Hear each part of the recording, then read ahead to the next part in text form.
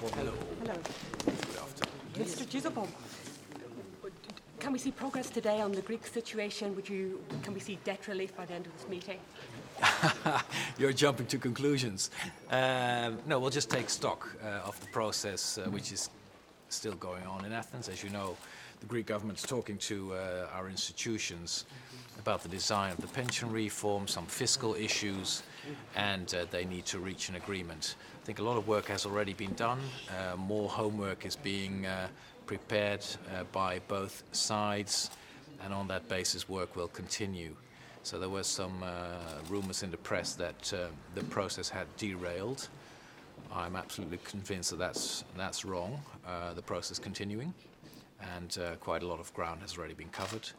So I'm optimistic that we'll find a good outcome. At this moment, all the main European markets are in red, are falling down. Do you expect any debate about the market and about the banking hub? As always, we take stock of the economic situation, and I'm sure that today there will be some remarks also about the more acute situation in markets. They're very volatile, so I'm not sure whether there is a more structural conclusion to draw from that.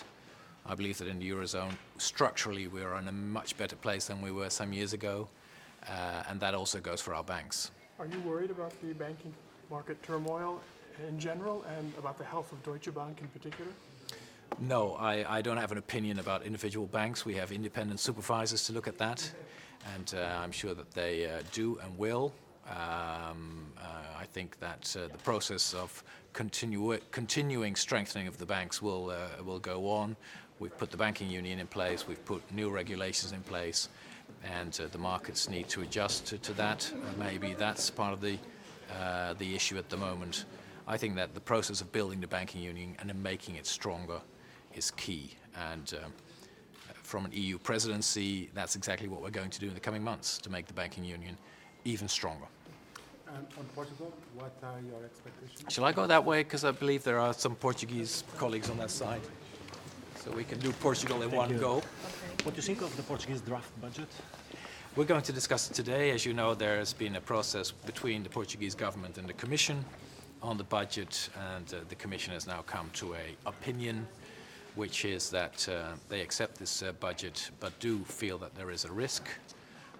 This is a normal procedure in the sense that the Portuguese budget is not the first and not the only one with a risk of non-compliance. The basic rules there are always that Portugal needs to stand ready, if necessary, to do more to stay within the pact.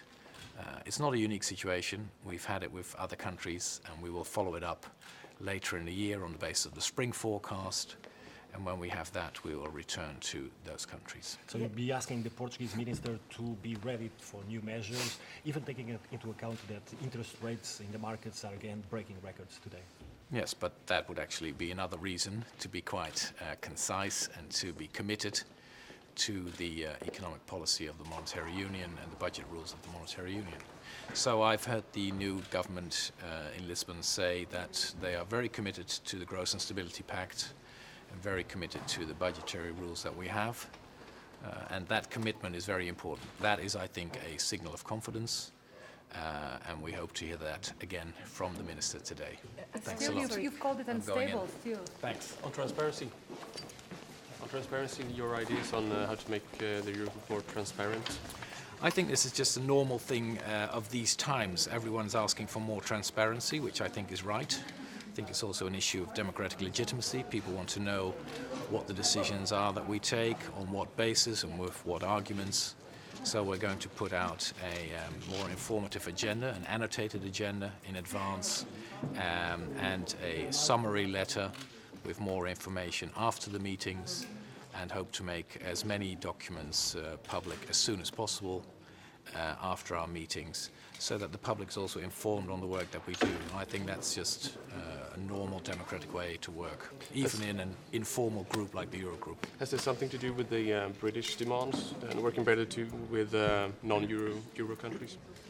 No, not really, because the non-Euros are always informed on our work during ECOFIN breakfast. I always debrief the colleagues from the non-Euro countries. No, my aim is to inform the public much more in the Euro countries. because some of the decisions that we take, for example, on programs, have, of course, a major impact in the situation in different member states. The discussions that we have on budgets has a major impact on member states, and I think we need to be as transparent as possible on how we do our work. And I think that's just a modern way to work in as democratic and open as possible. Thanks.